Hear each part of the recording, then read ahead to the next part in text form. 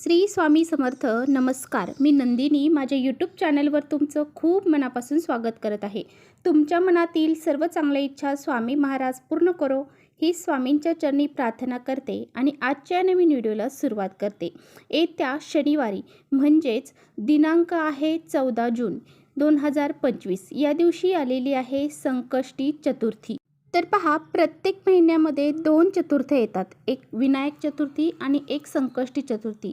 एक कृष्ण पक्षामध्ये येते आणि एक शुक्ल पक्षामध्ये येते. तर ही जी चतुर्थी आहे तर ती ज्येष्ठ महिन्यातील संकष्टी चतुर्थी म्हणून ओळखली जाते. या चतुर्थीला विशेष महत्त्व हे दिलं जातं. चतुर्थी ही तिथी भगवान गणपतीला समर्पित आहे. गणपती बाप्पा हे आपल्या सर्वांचेच लाडके दैवत आहे आणि गणपती बाप्पांना समर्पित असणारी ही जी चतुर्थी आहे तर या चतुर्थीच्या दिवशी गणपती बाप्पांची विशेष करून पूजा अर्चा आपल्याला करायची आहे. त्याचबरोबर या दिवशी चतुर्थीचे व्रत देखील केले जाते. तर पहा, चतुर्थीच्या दिवशी आपण जर मनोभावे गणपती बाप्पांची पूजा अर्चा केली, व्रत केले तर आपल्या सर्व मनोकामना ज्या आहेत तर ते गणपती बाप्पा पूर्ण करतात. गणपती बाप्पांना विघ्नहर्ता, त्याचबरोबर दुःखहर्ता आणि सुखकर्ता असं म्हटलं जातं. तसेच गणपती बाप्पा हे प्रथम वंदनीय आहेत. त्यांची पूजा केल्याशिवाय कोणत्याही शुभ कार्याला किंवा पूजेला सुरुवात ही केली जात नाही. तर पहा, गणपती बाप्पांना समर्पित असणारी ही जी चतुर्थी आहे तर या दिवशी आपल्याला पूजा अर्चा तर करायचीच आहे. त्याचबरोबर आपल्याला काही प्रभावी उपाय देखील करायचे आहे. आजच्या व्हिडिओमध्ये मी तुम्हाला अतिशय प्रभावशाली उपाय सांगणार आहे. मसूरच्या डाळीचा अत्यंत प्रभावी उपाय आहे. हा उपाय जर तुम्ही केला तर तुमचा कोणताही शत्रू असू द्या तो 2 दिवसामध्ये तुमची माफी मागेल. त्याचबरोबर घरामध्ये चहूबाजूने पैसा येऊ लागेल. घरातील दारिद्र्य, अडचणी, संकट हे दूर होतील. 7 पिढ्यांचं दारिद्र्य नष्ट होईल. इतका हा प्रभावशाली उपाय आहे. हा उपाय कसा करायचा आहे याबद्दलची संपूर्ण माहिती आजच्या व्हिडिओमध्ये आपण जाणून घेणार आहोत. त्यामुळे तुम्ही व्हिडिओ स्किप न करता शेवटपर्यंत नक्की बघा, जेणेकरून तुमच्यापर्यंत योग्य ती माहिती पोहोचेल. आपल्या चॅनलवर जर नवीन असाल तर चॅनलला सबस्क्राईब करा आणि असेच नवनवीन माहितीपूर्ण व्हिडिओ पाहण्यासाठी बेल आयकॉनलाही प्रेस करा. म्हणजे मी जेव्हा कधी नवीन व्हिडिओ अपलोड करेन त्याचं नोटिफिकेशन सर्वात अगोदर तुम्हाला भेटेल आणि तुम्ही एकही व्हिडिओ मिस करणार नाही. त्याचबरोबर खाली कमेंट्समध्ये ओम गण गणपती नमः हे लिहायला देखील अजिबात विसरू नका. व्हिडिओ माहितीपूर्ण वाटला तर आपल्या मित्रपरिवारांसोबत नक्की शेअर करा. तर पहा, जून महिन्यात येणारी चतुर्थी तिथीला कृष्ण पिंगल संकष्टी चतुर्थी या नावाने ओळखले जाते. या दिवशी 3 शुभयोग तयार होत आहे. गणपती बाप्पांचे भक्त उपवास करतात. पंचांगानुसार शनिवारी 14 जून रोजी दुपारी 3:46 वाजता ही चतुर्थी सुरू होणार आहे. तसेच या तिथीची समाप्ती रविवारी 15 जून रोजी दुपारी 3:51 वाजता होणार आहे.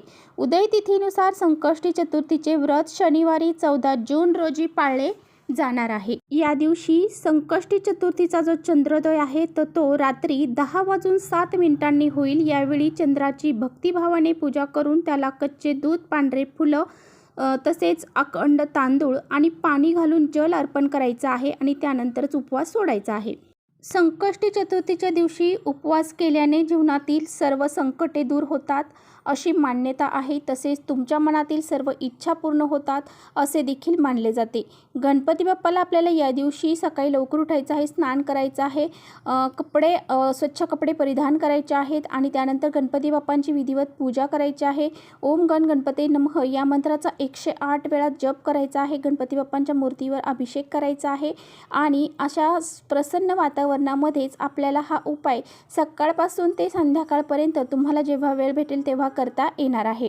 तर पहा, तुमच्या घरामध्ये सतत वादविवाद, क्लेश, कलह, भांडणे यासारख्या गोष्टी जर घडत असतील किंवा इतर सदस्यांमध्ये भांडणे होत असतील, नवरा बायकोमध्ये मतभेद होत असतील, इतर सदस्यांची मतभेद होत असतील, तसेच घरामध्ये सतत आर्थिक समस्या तुम्हाला जाणवत असतील आणि आलेला पैसा हा घरामध्ये स्थिर राहत नसेल, म्हणजेच लक्ष्मी घरामध्ये स्थिर राहत नसेल, घरामध्ये पैसे येण्याचे सर्व मार्ग जर बंद झालेले असतील तर हा अत्यंत प्रभावशाली उपाय तुम्हाला नक्की आवर्जून करायचा आहे. आपल्या घरामध्ये सतत अडीअडचणी येत आहेत, काही संकट अडचणी घरामध्ये असतील, मुलांची प्रगती होत नसेल, घरामध्ये सतत क्लेश कलहच होत असतील, घरामध्ये कोणतीही गोष्ट आपल्या मनासारखी होत नसेल तसेच तुमच्या आयुष्यामध्ये एखादा शत्रू आहे आणि त्या शत्रूचा तुम्हाला वारंवार त्रास होत आहे, तरीसुद्धा तुम्ही हा प्रभावी उपाय करायचा आहे.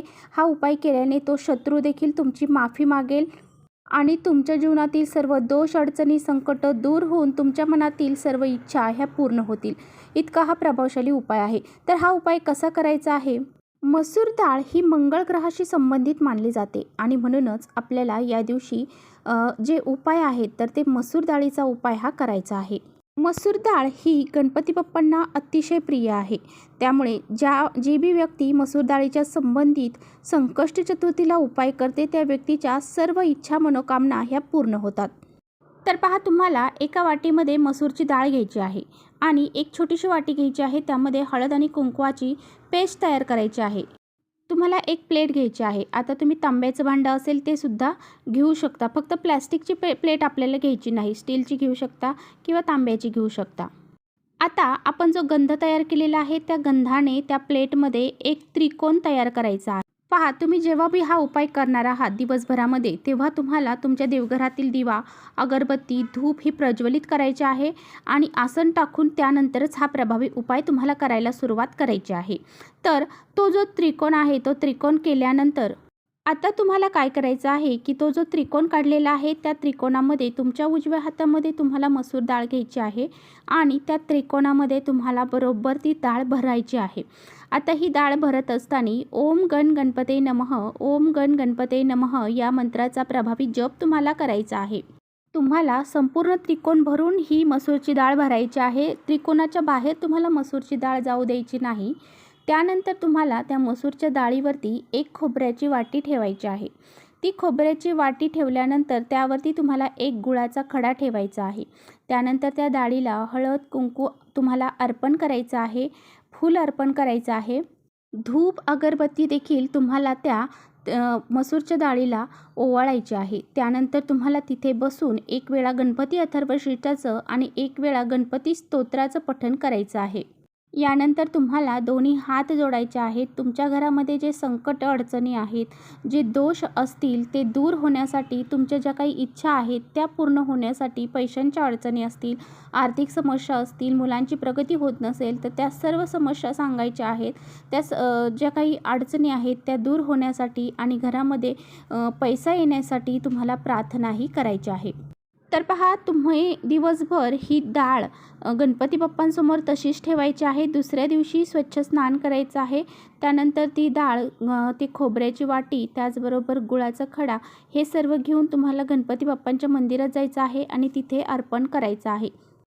तर तुम्हाला ह्या सर्व वस्तू एका जे हिरवा कलरचा कपडा असेल त्यामध्ये बांधायच्या आहेत किंवा लाल कलरच्या कपड्यामध्ये बांधून गणपती बाप्पांच्या मंदिरात अर्पण करायचे आहेत.